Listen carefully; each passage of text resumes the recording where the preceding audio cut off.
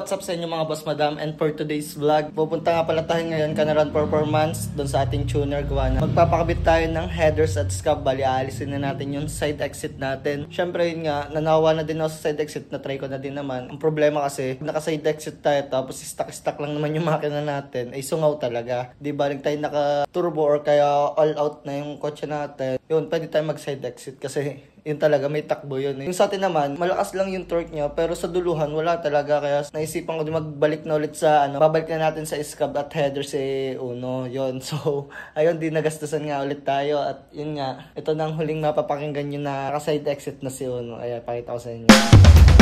Alright, tara mga paps, samahan nyo ako. Pakinggan ninyo.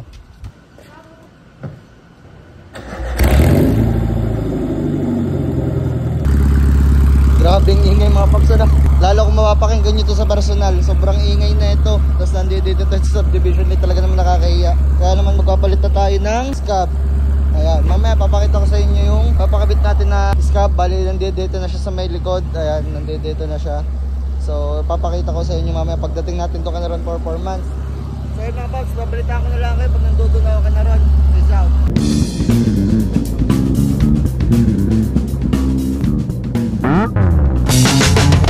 Alright mga paps, nandito na nga pala tayo kay Ron Performance.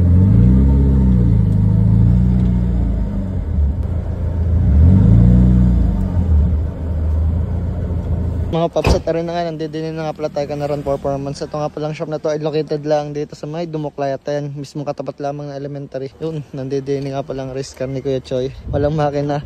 Itong race car na to ay yung dating nag 11 seconds. Ito yung kotse na na pastasok turbo dito sa sa south. Ayan, bali wala ng makina. Hindi ko alam kung anong plano sa kotse na to. Dito may EK hatch na, yun, may intercooler din eh. Sasarap na rin, may braces. Mga paps, ang ating headers, lunch racing, tsaka may scab din tayo.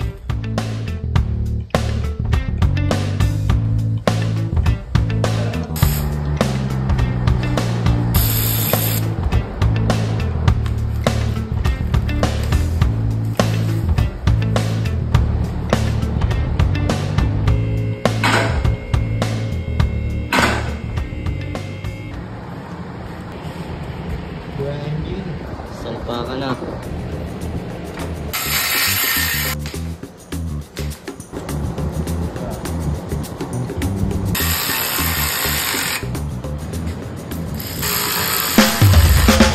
Paps, at rin na nga, naikabit na nga ating bagong tri-Y headers tsaka itong scab.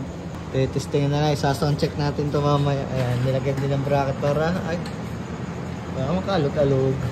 And shoutout din sa Blanche, napakaganda ng headers. Tsaka itong scab, Blanche din to.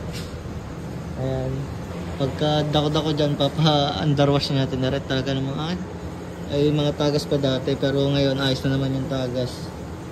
Ayan, so sound check na lang tayo mamaya. At tara, ilagay na rin sa ating makina. Turbo. Kaso pandok.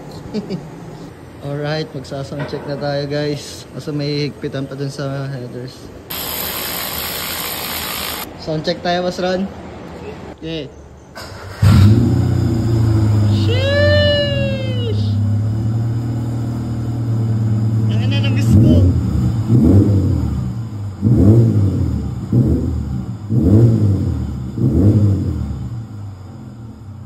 Nabis ko tulog na scab.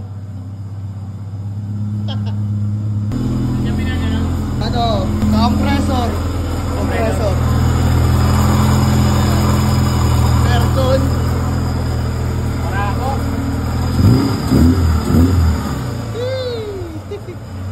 May mga kulang pa tayong pyesa dito kay Uno. Pero susunodin natin yung pag-ipunan lang natin. Tapos pag nakompleto natin yan, magpapatuloy tayo kay Boss Rod.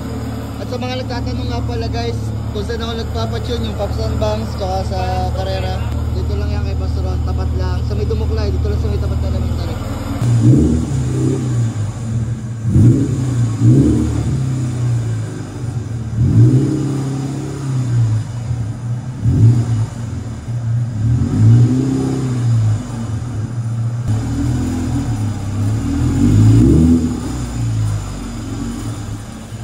Sa susunod, patatakloban natin to ng stainless nito para hindi naman masamang tingnan. Tapos ayun, may ipapayos tayo dito sa compressor ng aircon. Gawa na yun nga ang ingay. Ano Boss Ron? Thank you.